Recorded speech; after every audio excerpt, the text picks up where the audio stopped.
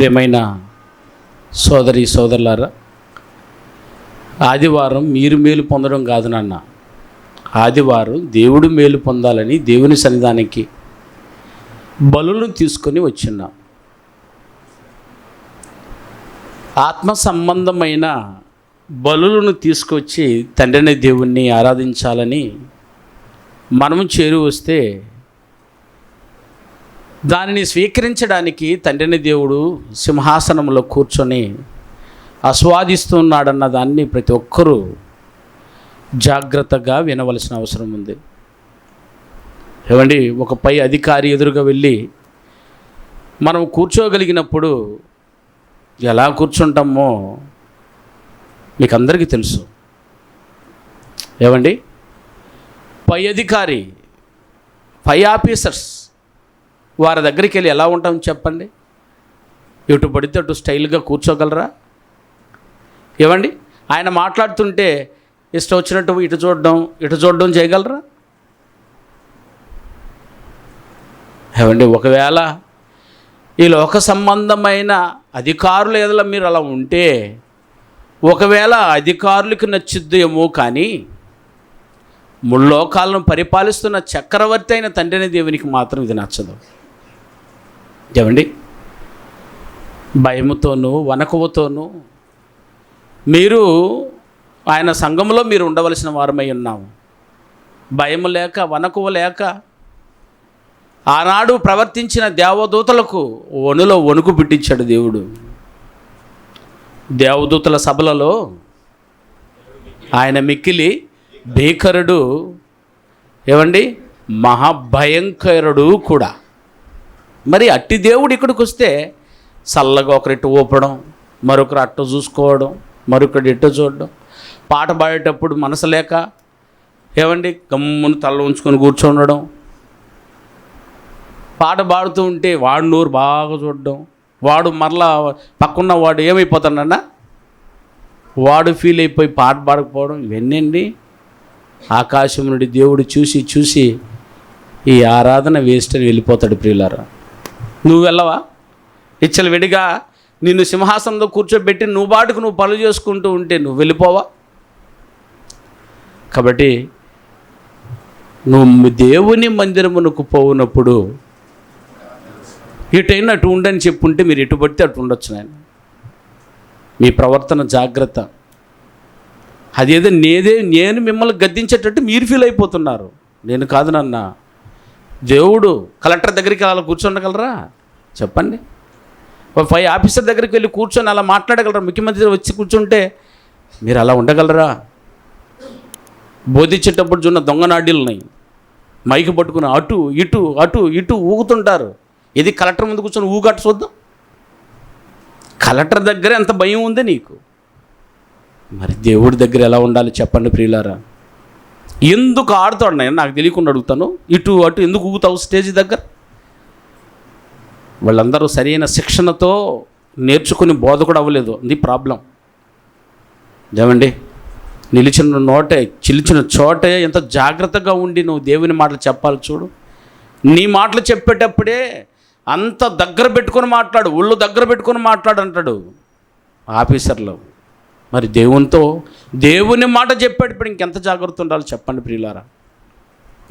ఇవన్నీ ప్రాథమికమైన సూత్రాలు. అది చిన్నపిల్లలు సండే స్కూల్ పిల్లలకి యూత్ పిల్లలకి నేర్పించాల్సిన పాఠం నాన్న. మీరందరూ బాప్తీసం పొంది దశలలో 6వ బ్యాచ్ని దాటిన వారు. నేను మీకు ఎంత గొప్పగా చెప్పాలంటే అదిగా చెప్పాల్సింది. నేను చెప్పించుకునే ప్రయత్నం మీరు చేయకూడదు. తండ్రిని దేవుని ఆరాధనలు అవమానపరచకండి. ఆయన రాడు, ఆయన స్వీకరించి ఆరాధన ఎలా ఉండాలో మనం నేర్చుకుంటున్నప్పుడు మన ప్రవర్తనలు కూడా జాగ్రత్తగా ఆయనకు తగ్గట్టు మనం పెట్టుకోవాల్సిన అవసరం ఉంది ప్రియులారా. కాబట్టి ఎంత జాగ్రత్తగా వచ్చి ఇక్కడ నడిపించే వాళ్ళని చూడండి, ప్రార్థన చేసేవాళ్ళని చూడండి, ప్రభు బలం ఇచ్చేవాళ్ళని చూడండి. వీరెంత భయభక్తులతో ఈ కార్యక్రమాన్ని చేస్తున్నారో అంతకంటే 2 రెట్లు భయభక్తులతో దీన్ని మీరు ఆచరించవలసిన అవసరం ఉంది. ఇది నేర్చుకోవడానికి వచ్చాం. ఒకవేళ తెలియదు మాకు, అక్కడెక్కడ మాకు నేర్పలేదు అని అంటున్నారు కనుక మరి నేర్పుతున్న సంగతులను భయభక్తులతో నేర్చుకొని మీరు తండ్రిని దేవుని ఆరాధించండి. ప్రియ సోదరి సోదరులారా, తండ్రిని దేవుడు ఏం చెప్పాలనుకుంటున్నాడో నేనును భయభక్తితో చెప్తాను, మీరును భయభక్తితో దాన్ని స్వీకరించవలసిన బాధ్యత ఉంది.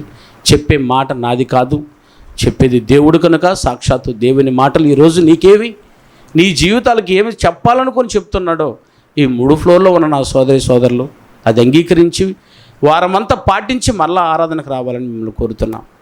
నన్ను ఆరాధించేవారు అట్టివారు కావాలను వాంటెడ్.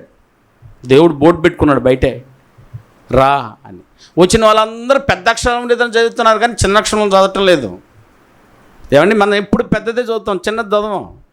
అక్కడేముంది, నా ఆవరణలో త్రొక్కుటకు మిమ్మల్ని రమ్మన్న వాడేమంటే పెద్ద అక్షరంతో ఉంది, దాన్ని చదివేసి తిక్కలకని చెప్పబోతున్నారు. తిక్క నాకు కాదు, నీకు. కింద ఉన్న చదువు ముందు, కింద ఉండి చదివి తర్వాత పైన చదివి ఉండాలా. ఎవరు కాదు, నేను ఏమన్నదమ్మా, కింద ఏమని రాసి ఉన్నాం, కింద చిన్న అక్షరాలతో కింద బోర్డులో, ఆహ్వానం పలికే బోర్డులో, అందరూ తమ సొంత కార్యములనే జరిగించుకొనుచున్నారు గనుక. ఇప్పుడు 5 చదవండి. నా ఆవరమును త్రొక్కుటకు మిమ్మల్ని రమ్మన్నది ఎవరు? అడగడా దేవుడు? నీ పనులు చేసుకొని ఇక్కడెందుకు రావడం? ఇక్కడికి వచ్చిందే ఆయన పనిని చేసుకొచ్చిన దాన్ని చూపించడానికి. మీ పనులు చేసుకొని ఆయన్ని ఎలా ఆరాధిస్తారు చెప్పండి ప్రియులారా? ఇది ఎదిగిన ఆరాధన అంటారా? ఇది అభివృద్ధి చెందిన ఆరాధన అనుకుంటున్నారా? కాదండి. మనం అట్టి వారం కాకుండా ఉండాలన్న దానికి ప్రతి గోడ మీద మీకు పాఠం, ప్రతి మైకులో మీకు పాఠం. కాబట్టి ప్రియ సోదరి సోదరులారా, తండ్రిని దేవుడు ఏది కోరుకుంటున్నాడో అది ఇవ్వండి. ఏమండి, సంఘంలో బాప్తీసం పొంది వచ్చిన వారందరూ తాను చేయగలిగే పనులు ఎంచుకోండి. చేయవలసిన పనులన్నీ మీకు రాసి పెట్టాం. ఇందులో ఏ పని కావాలో అందుకు క్వాలిటీగా, అందుకు అర్హతతో నిన్ను ఎంచుకోమని బోర్డులో పెట్టాం. ఎంచుకొని ఆయా పనులు చేస్తున్నారు పిల్లలు, వారిని అభినందించండి. చేయని వారు ఇంకను చేయడానికి ముందుకు రండి. అందులో ఎంచుకునే పనుల్లో ఈరోజు చదివిన లేఖన భాగాన్ని మరొకసారి చదివి మనం ఈరోజు ధ్యానం చేద్దాం. కొరింథీయులకు రాసిన మొదటి పత్రిక 14వ అధ్యాయము 26వ వచనాన్ని మరొకసారి చదువుదాం. ప్రియులారా, సహోదరులారా, ఇప్పుడు మీలో ఏమి జరుగుతూ ఉన్నది? ఏంటైనా మీరు కూడి వచ్చినప్పుడు, ఎక్కడికి కూడి వచ్చినప్పుడు?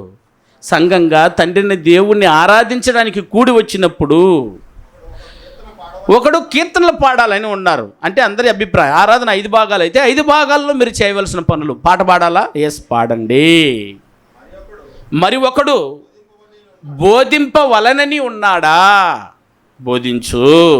మరి ఒకడు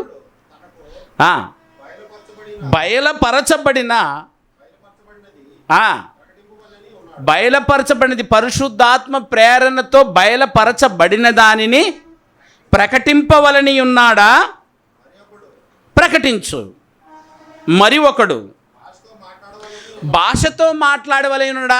తమిళ ఇంగ్లీష్ మాట్లాడుతున్నాడా? అది అర్థం కాకుండా ఉందా? దానికి అర్థం చెప్పాలనుకుంటున్నావా? ఇంగ్లీష్లో వాక్యం చెప్పాలనుకుంటున్నావా? పోని గ్రీకులో చెప్పాలనుకుంటున్నావా? మొదటి తర్జుమా చేసిన బైబిల్ ఏదైనా కొత్త నిబంధనలు మొదటి భాష గ్రీకే కదా. మరి గ్రీకులో చెప్పాలనుకుంటున్నావా? కలిసి ఉంటే చెప్పు, దాన్ని తెలుగులోకి తెలుగులో అర్థం చెప్తారు. మరి ఒకడు, అదిగో ఆయన చెప్పిన దానికి నేను అర్థం చెప్తాను, అందరికి అర్థం కావట్లేదు, నేను ట్రాన్స్లేట్ చేస్తానంటావా, అనువాదం చేస్తానంటావా? చెయ్యి, ఇది దీని అర్థం. సరే అంటే ఇన్ని పనులు చేస్తున్న ఎక్సెట్రా ఎక్సెట్రా ఎక్సెట్రా ఆరాధనలు కార్యక్రమాల్లో ఎన్నైతే ఉన్నాయో అదంతా మీరు చేస్తూ ఉన్నారంటే సరే సరే చెయ్యండి సమస్తం ఎందుకంటే మీరు చేస్తున్నది క్షేమాభివృద్ధి. అభివృద్ధి లేనిది చేస్తే ఆయన స్వీకరించడు. అది పాట. నువ్వు ఏది చేసినా అది అభివృద్ధితో కూడుకుని ఉంటేనే దాన్ని స్వీకరిస్తాడు దేవుడు. పాట పాడతావా? అభివృద్ధి పొందేటట్టు అభివృద్ధి పొందిన పాట పాడు. ప్రార్థన చేస్తావా? అభివృద్ధి పొందిన ప్రార్థన చెయ్యి. దేవుడు ఎంత గొప్పవాడో తెలుసా ప్రియులారా? ఏంటండి, నీ రుచుల కంటే, నీ ఆలోచన కంటే ఆయనది ఎన్నో రెట్లు. ఏంటండి, నా తలంపులు మీ తలంపుల వంటివి కాదు. ఏంటండి, నా ఊహలు మీలాంటి ఊహల వంటివి కావు, అది ఎంతో ఎత్తైనది అన్నాడు ప్రియులారా. ఎత్తైనది అని అంటే ఓయమ్మ, ఎత్తైన దానిని నువ్వు చేయగలవా?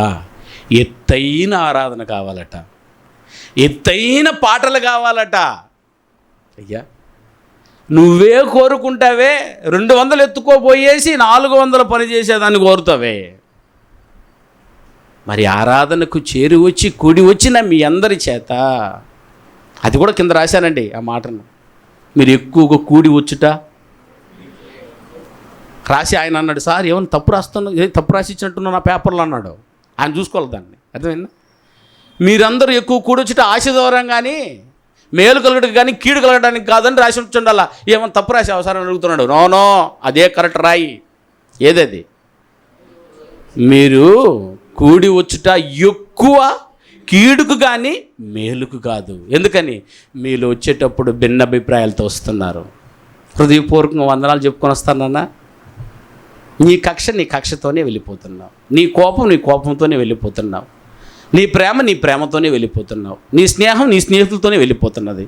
ఇందుకు వస్తే ఏమి రాకపోతే నేను ఆరాధనకి. అందుకే మీరు కూరు వచ్చి ఒకవేళ మీరు కీడు చేసుకొని పోయేదానికంటే ఏనైనా మీరు రాకపోవడమే మేలు కదా.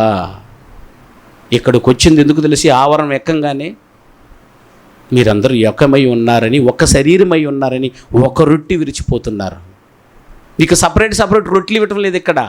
ఒకే రొట్టెను మేమందరము ఒక్కరమేని, ఒక్క శరీరంలో మేమందరము ఒక్కరమేని కదా.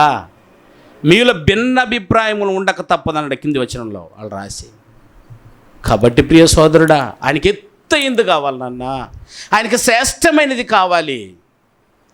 బలి అర్పించిన బలిలో కయ్యేను అర్పించిన పని ఇసిరి కొట్టాడు దేవుడు. ఉన్నతమైన ఎత్తైనది హేబేలు అర్పించిన అర్పణను దేవుడు స్వీకరించాడు అని అన్నప్పుడు ఆరాధనలో నువ్వు తీసుకొస్తున్న దానిని మరి ఎట్టాడిది కోరుకోవాలి తను. అందుకే అభివృద్ధి చెందింది ఏదో చెప్పయ్యా, అభివృద్ధి చెందుతుంది ఏదో చెప్పయ్యా, పోనీ అభివృద్ధి చెందింది ఏదో చెప్పయ్యా, మేము ఒకవేళ తెలియకుండా చేస్తున్నాయేమో అని అంటారని దేవుని దగ్గర ఎప్పుడో రాయించాం మాట దేవుడు దాన్ని. అందుకే పాటలు అభివృద్ధి చెందిన పాట ఏదో ఆరాధనలో 5 భాగాలను చూపించాము.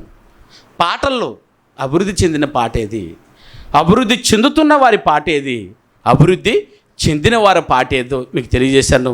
మీరందరూ అభివృద్ధి చెందిన పాటలోకి మీరు రావాలి. 2, ప్రార్థన అంటే ఏంటో. ఏ ప్రార్థన? అభివృద్ధి చెందిన ప్రార్థన ఉందా, అభివృద్ధి చెందుతున్న ప్రార్థన ఉందా, అసలు అభివృద్ధియే చెందని ప్రార్థన ఉందా? మీ ముందు తీసుకొచ్చి పెట్టాను. దేవునికి కావాల్సింది అభివృద్ధి చెందిన ప్రార్థన. ఈరోజు 3వదిగా ఏమండి, అపోస్తుల బోధ.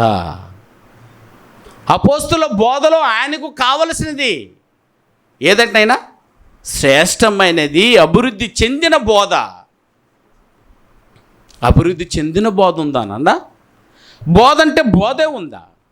ఆయనకి అన్ని విషయాలలో అభివృద్ధే కావాలన్నాడు. పాట పాడిన అభివృద్ధి కావాలి, వాక్యం చెప్పిన అభివృద్ధి కావాలి. ఆయన కుటుంబము చినిగిపోకూడదు. ఆయన కుటుంబం గొప్ప కుటుంబం అనిపించాలి అని అంటే ప్రియులారా, ఖచ్చితంగా అందరూ కలిసి పని చేస్తే క్షేమాభివృద్ధిని కోరుతున్నాడు, అభివృద్ధిని కోరుకుంటున్నాడు. అభివృద్ధి చెందిన ఈ పనులు దేవునికి కావలసి ఉంది.